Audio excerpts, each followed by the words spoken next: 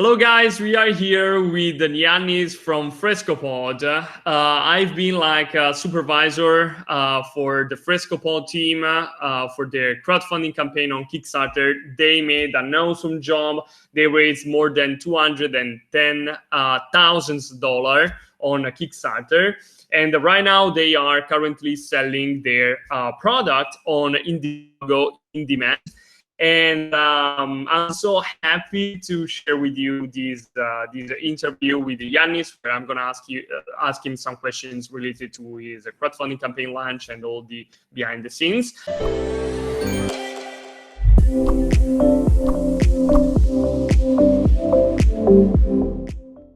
And ciao, Yannis. How you doing? Hello.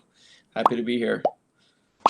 Okay, guys. So let's start with the first question that I want to ask you, man, because we got a couple of coaching calls before the actual launch of the crowdfunding campaign. So I see you, like your team, like starting from the pre-launch phase where you started to put together all the old strategy to launch the crowdfunding campaign, and then and you executed like an awesome job. Okay, so you did like a great job starting from the pre-launch phase where you collected also like reservations for the campaign, and then you also executed a great job within the crowdfunding campaign.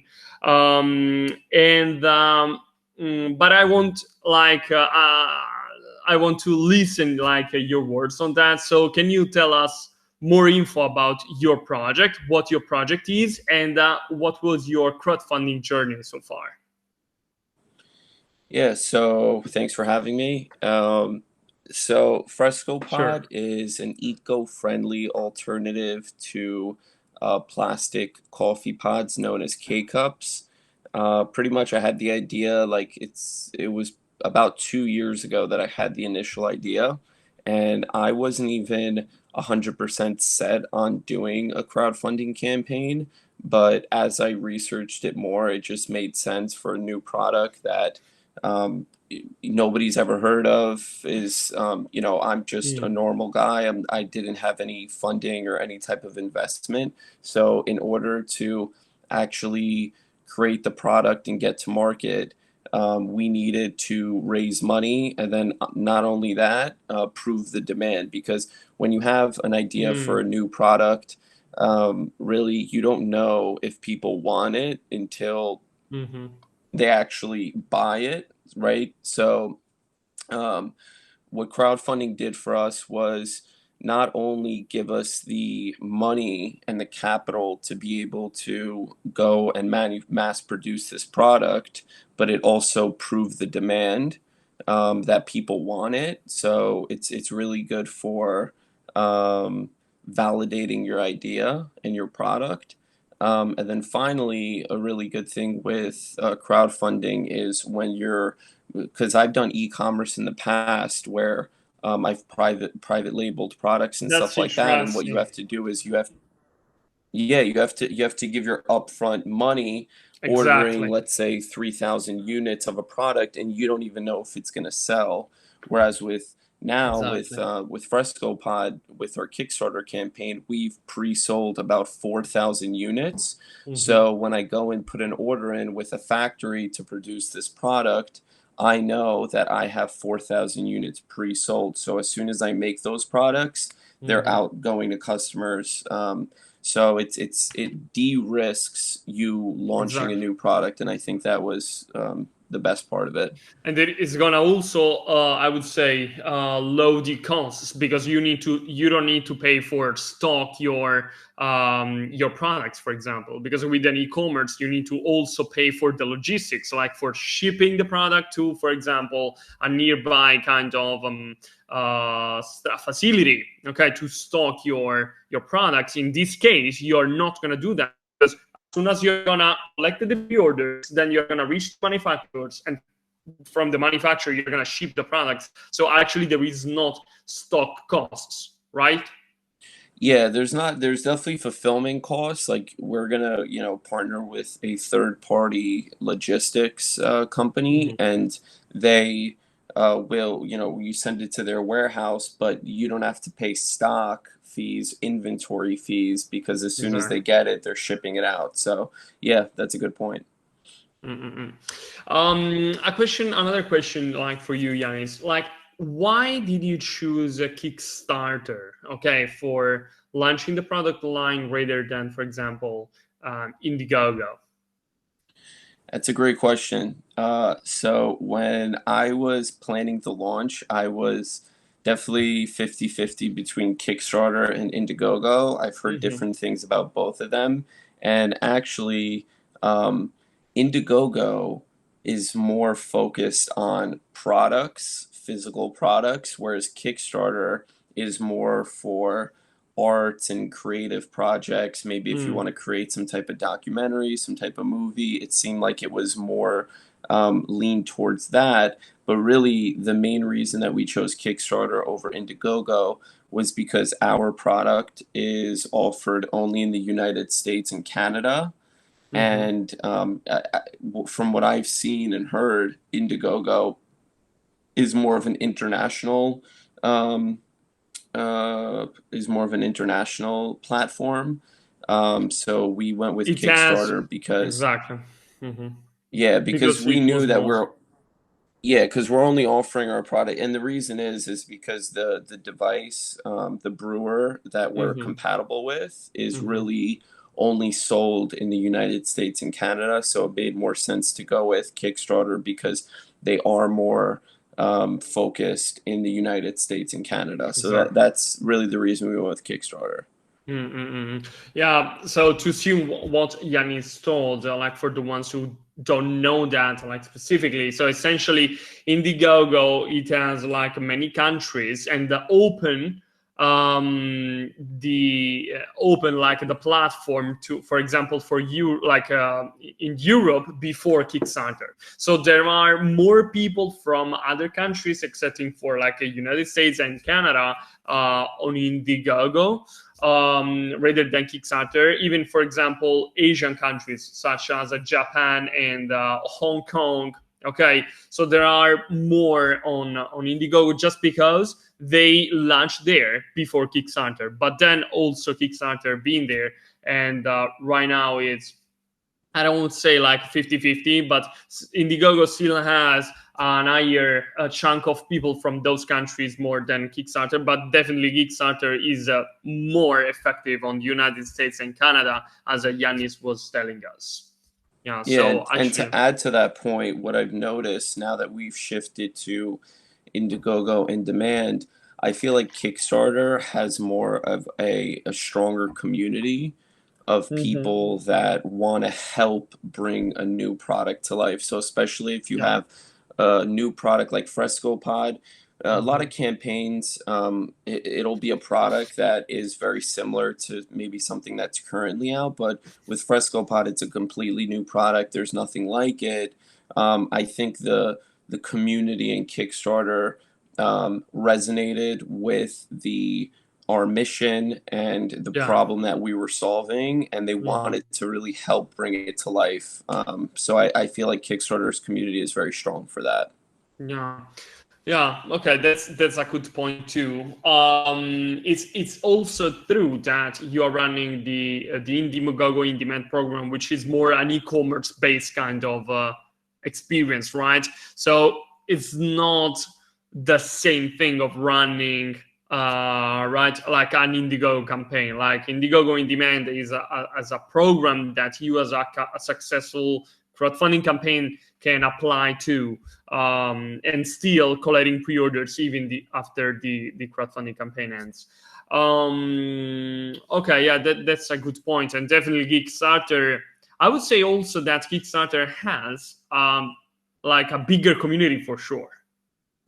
It has like a bigger community compared to Indiegogo for sure, mainly because they started before Indiegogo.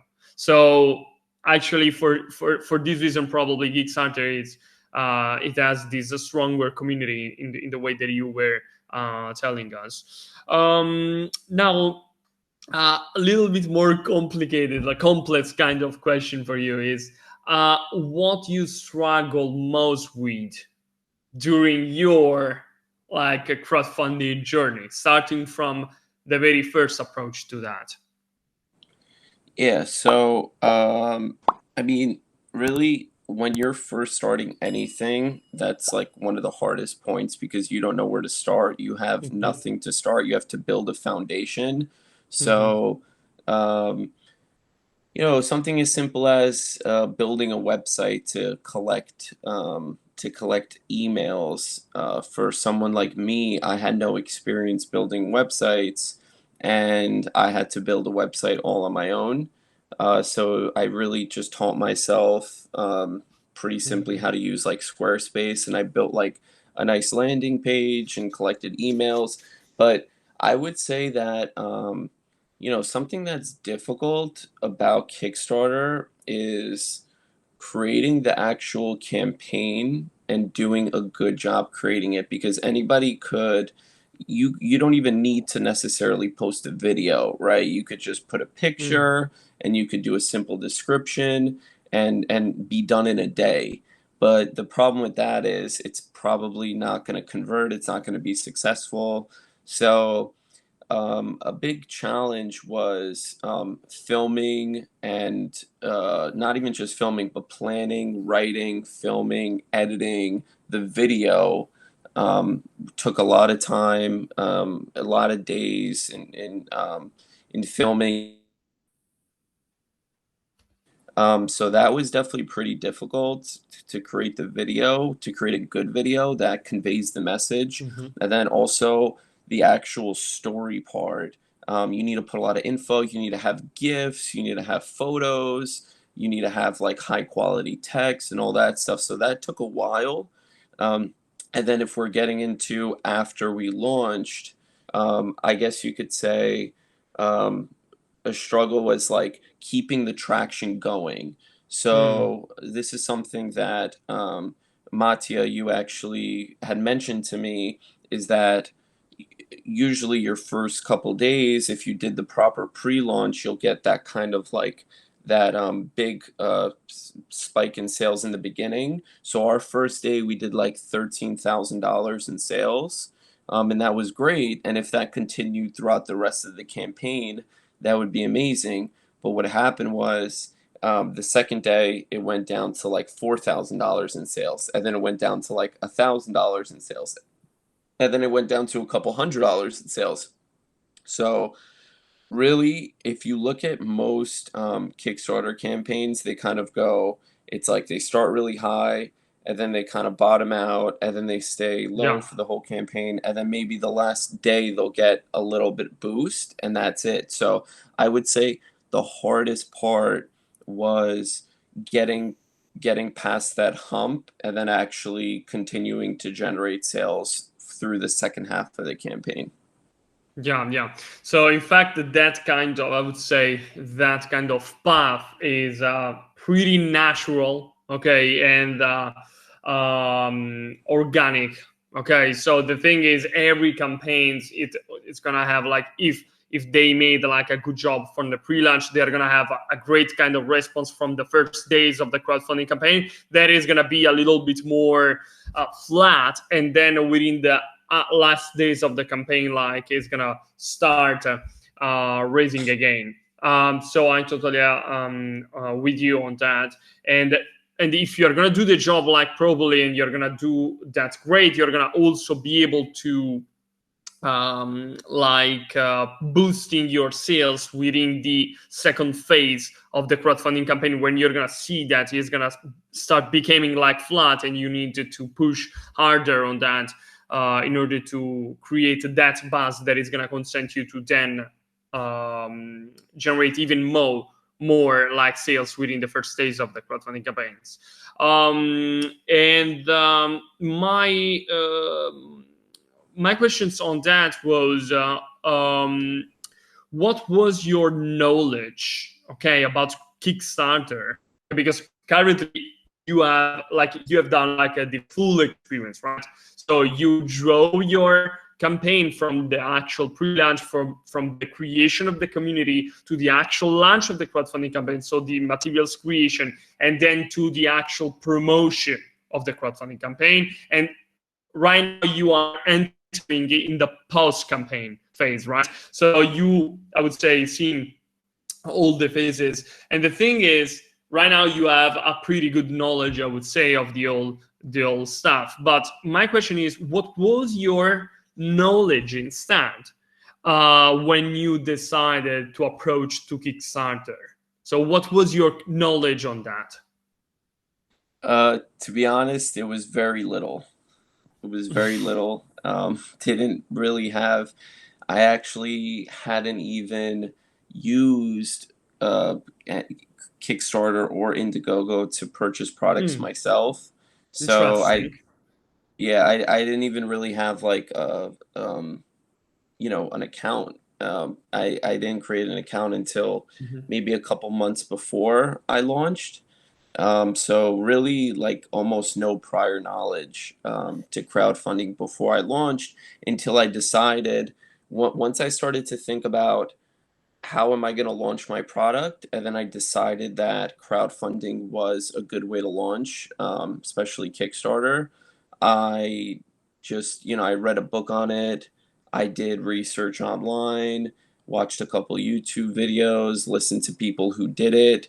I met with you. We actually met. I believe it was like at least a couple months before I launched the campaign, and you advised me on what to do pre-launch and kind of because at that point I had a website, and I think one of your first pieces of advice were to make it more like a landing page so that we could collect those emails and optimize it for email collection, which I then did. And then we were collecting more emails. But yeah, really no knowledge. So you don't need to be an expert. You just need to find the right information and then also find the right people to help.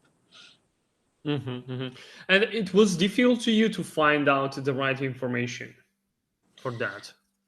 It what I would say there's definitely a lot of misinformation out there. Totally Um, agree. yeah, there's definitely a lot of misinformation out there. But if you dig deep enough, and I think if you listen to people who have either launched successful campaigns or someone like yourself who has worked with other campaigns as an advisor, and speak to somebody who's actually lived it, you could kind of weed out the misinformation and figure out what really works, and then kind of just use that. And there are also a lot of, I would say, misconceptions on that, because I still gather, for example, inquiries from people. Hey, Mattia, we are ready to launch. We just prepared the crowdfunding campaign page. We just made the video, so we are ready to launch. Can you like assist us? Or we just launched today our campaign. So then I'm gonna go there and I see that nobody backed them because they didn't do the job properly before the actual launch, which is, I would say, most of the most important thing to do and to prioritize, right? Yep. And in fact, like regarding that, I want to ask you, how much was important for you running the pre-launch phase for your crowdfunding campaign? For the ones who don't know what the pre-launch phase is a phase where you're going to create the actual community of people interested in backing your upcoming crowdfunding campaign. So we are going to do that because in this way we are going to have a good kind of response within the first days of the crowdfunding campaign. And thanks to that, we are going to be able to convince even new random backers over the campaign page easier to back our project. So how much was important for you, Yannis, doing that? Yeah, it was extremely important. I would say nobody should launch a Kickstarter campaign unless they've done a proper pre-launch. And that really has to do with, like Mattia said, creating this community. The community is going to especially help you in the first 48 hours. But then what I found too is after, let's say, like for us, for instance, because there are certain campaigns that create communities of 5,000 people, 10,000 people, 20,000 people. And in order to do that, you really need to, for the most part, you don't always need to, but in 99% of cases, you need to have money to spend on ads, mostly Facebook ads, to bring people to your landing page. So there are campaigns and companies out there that have $100,000 in ad spend to spend on advertisements, and they'll create a huge community. But someone like myself, I didn't have that. I wasn't able to do that. So I had to be a little bit more strategic on how I spent the money. And just to give some context here, I had 2,500 emails when I launched. So it's not a which huge is not number. a huge number. Yeah. Yeah, it's not a huge number. That led to us, like I said, we did about $14,000 our first day. And I would attribute at least 60% of that to our community that we built. And if I didn't do that, like, it's really important with the Kickstarter algorithm that you have initial traction that first day. And then also for other backers to see that you're funded, because our goal was $7,200. And we hit that within 2 hours. So when they see it's funded and there's still 30 days left in the campaign, it's early on, that gives people that are going to the page, it gives them a sense of confidence that, oh, other people backed it, they're fully funded, they're going to deliver the product. So it is extremely important because if you don't get to that funded level within the first like 48 hours, it could really, really hurt you because people aren't going to feel as confident to back you. So pre-launch was really, really important for that. And then it was also important because it just gets you ready for what's to come as far as communicating with your community, with your backers. And then also, lastly, you could, even if, let's say, you only get 5% of people or 10% of your community to actually back you, you still have that community that you could reach out to a week into your campaign, 2 weeks into your campaign. So that's what we did every week. We would keep reaching out to our community saying, hey, if you haven't already, we're live, back us, and just kind of incentivize them and give them updates. Hey, look, we're 200% funded, 300% funded. Make sure you back us before the campaign ends. This is your chance to pre-order our product at a discounted price and help bring this product to life. So extremely, extremely important to the point where I would say, if you haven't built a community, wait until you do to launch. Yeah. Thanks so much, man, for this piece of content, because that is always important hearing that from like successful crowdfunding campaigns, because it's something that I always tell to people, okay, that listen to me, to also clients, but then also having someone else that actually follow that kind of strategy and give that kind of testimonial on that is going to be extremely important for, I would say, called the close the gap on this misconception, okay, which still very very big in this industry. And one important thing that that I would also add to that is the thing is, you also are going to have the possibility running the pre-launch phase of collecting reservation and warm up your community, right? So if you're going to do that properly, you're going to be able to also test and validate your price, see how much the people are interested actually in paying you money, okay, for your products. And that is gonna give you also the confidence in to say, okay, we are ready, people want it, we are gonna launch, right?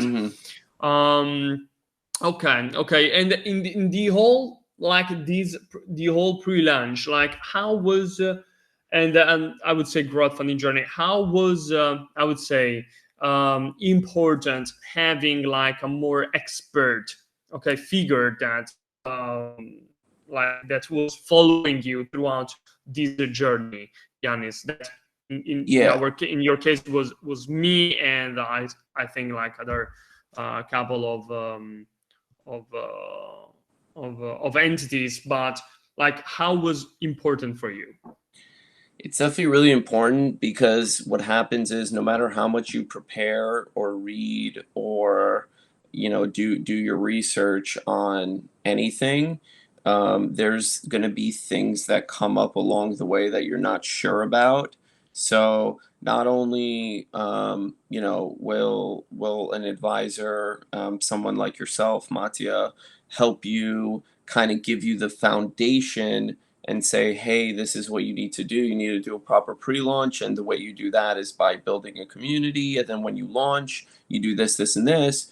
But also along the way, I may have questions about specific things, and what I would do is I would email you, Mattia, or call you and schedule a call and talk about it and kind of brainstorm ways to either generate more sales or growth, Hmm. but as well, like I can't think of it now, but I think that there were like small, very like technical issues with like certain platforms, like um, I don't, like I said, I don't remember exactly what it was now, but there were like small things along the way Hmm. that I just had a question about, and you know, going to someone like yourself to answer that question is definitely extremely helpful. And then also, things might come up along the campaign that, like I remember when we kind of slowed down and I called you, you're like, "Don't worry, it's normal." So also like Yeah. to kind of de-stress you, because something may be happening that you think is really bad, but then if you speak to an expert, they'll tell you, no, actually, that's normal, don't worry. So I think Hmm. that that Hmm. helped a lot as well. Okay, okay, happy to hear that. I happy that I distress you during this crazy time you're going through. Yeah. Okay, so now after all this experience, this is the fatiguing question. So, what you would have done differently if you want, if you are gonna relaunch the campaign from with the experience that you have right now? So I would say a couple things. Number one would be to find, so really, I have to say that the like a huge help was working with an agency that would run ads, and there's plenty of agencies out there. Um, in the beginning of our campaign, and I'm not gonna name names or anything like that, but we were working with an agency that wasn't doing a great job, right? And we kind of stayed with them for a couple weeks. It was like 3 weeks, and really we were wasting time because Mm-hmm. they weren't converting. And Mm. then really we switched our agency, and overnight um, our campaign kind of exploded. Right? Yeah, It was yeah. that change that I have to say was the most crucial part of our success. So I would say when you're running a campaign or just like a business in general, if something isn't working out, try and cut it fast, because the longer you wait, you're wasting time, you're wasting money. And especially in a Kickstarter or Indiegogo campaign, any crowdfunding campaign, you only have a certain amount of time. So you don't have time to Mm. waste. So I would say if I were to do something differently, and the thing is, I can't say, oh, I would have just started with that agency Yeah, that was obviously, good, yeah. because you don't know. You don't know for Exactly. sure. The Hmm. agency that was bad for me may be good for another project, and the agency Hmm. that was good for me may be bad for another project. Hmm. So test it out, see how it goes, but give it like not too much time. Like if a week into it, it's not working, cut it off Hmm. and find something new. So I would say I would have moved a little bit quicker in that front. Next, what I would say um, is what's really important. So, Mattia, you know Hmm. this. The hardest part is like obviously the pre-launch and the actual campaign and all that's really hard. But then, like, if you're manufacturing a physical product, Mm. especially if it's a new product, it's really difficult. And What I'm happy that we did was we developed the product before we launched to a Mm-hmm. prototype, and we were, 90% of the way there, but we still have a lot of work that we're currently doing to Mm-hmm. mass produce this product and make the best possible product. So Mm-hmm. I would say if you're able to, what I would have maybe done differently, but it would have been impossible because we didn't have the money to do it then, is to further develop your product and be closer to a mass produced product before launching the campaign. Mm-hmm. But that, to be honest, is hard to do unless this is maybe your second, third, or fourth campaign because you don't know Oh, if people are going to want it. So, really, for your first exactly. campaign, you can't do that because You you can don't want to do that spend a ton of money developing a product and then nobody upfront. wants Yes, it. Yeah. exactly. So, definitely, if I were to launch a second or third campaign, I would want to be a little bit further along in that Mm. area, and then as well as when things aren't working out, just learn from it quickly and make a change quickly.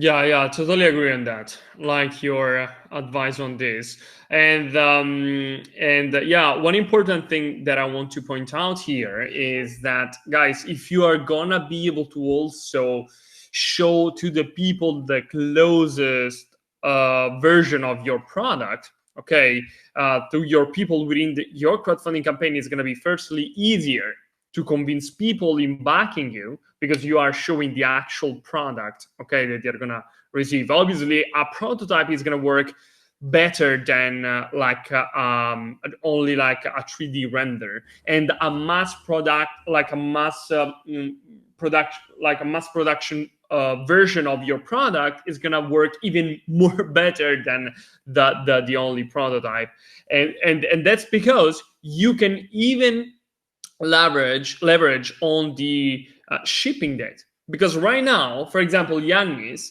put a specific shipping date on a period of time on its campaign because he had a prototype. But in the other case, if he would have had like a closer version to the mass market one, or like the mass production version of the product, like the shipping date was definitely lower than that. And this means that people are gonna back more because it's gonna be closer to an e-commerce kind of experience. Like instead of 6 months or like 4 months, I don't know, like what was your shipping date? I don't remember that, but you can even put like 1 month or like a couple of months max. Okay, there are some cases where campaigns like spent years, like months or years, in actually shipping the products to Hmm. the backers because it's difficult. It's not easy, but definitely it's gonna pay you back. Okay. Yeah. Okay, now future plans, man. Hmm. What do you have? What are you working on right now for the future? So, it kind of connects to the previous question. Right now, the most important thing is Mm-hmm. manufacturing, making sure the product is perfect, and then, fulfilling those orders. And then after that, going direct to consumer. So where currently our website is like we built it on Squarespace. So what Mm-hmm. we're doing now is we're shifting to Shopify. So by the Mm. time we have all of our Kickstarter and Indiegogo in demand orders fulfilled, we're going to open up our new updated website, which will be more e-commerce focused and go direct to consumer. Mm-hmm. Um, with Frescopod. So we want to eventually, so now we have white and black. We want to create more colors. We want to create more rings so that they're compatible with newer, different brewers. Um, and then also, we have some version 2 and version 3 in the works. So improving the product and just really, so our goal is by 2024 to eliminate Mm-hmm. 1 billion of these plastic pots from being wasted each and every year. Currently, That's great. Yeah. um, yeah, so currently we have 4,000 units sold just from Kickstarter, And if, let's say, each of those devices make about 4 cups of coffee a day, which is a pretty conservative estimate, right? So if you have like 2 people in the household, they drink 2 cups of coffee a day. We did the math on just what we've pre-sold so far, and that's 5.8 million pods that are going to be eliminated My from God, man, it's Frescopod crazy. It's next year crazy. alone in 2022. So by Crazy. 2020, by 2023, we're hoping we could get that number, let's say, to 50 million, and by 2024, and just build up to the point where we are really making a big difference in the world's plastic waste, Mhm.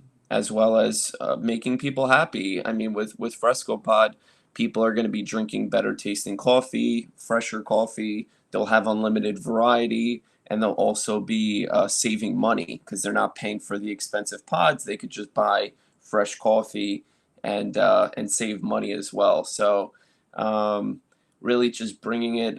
Future plans is we want Frescopod to become a household name and for everyone to know about it. Yeah, man, I'm waiting for the European version of it. Yeah, I yeah, can't wait to drink like a coffee with the Fresco. Man, great. thanks so much for your time. It was like really, it was great having you here. And I think that all the people who are gonna see or like listen, watch or listen this interview are gonna get a lot of useful advice from you and from your experience. So thanks so much, man. I wish you the best and wish you a great day, man. Yeah, it's my pleasure. Thanks so much for having me. Ciao, man. Ciao, ciao, Talk soon. Yannis. Thanks.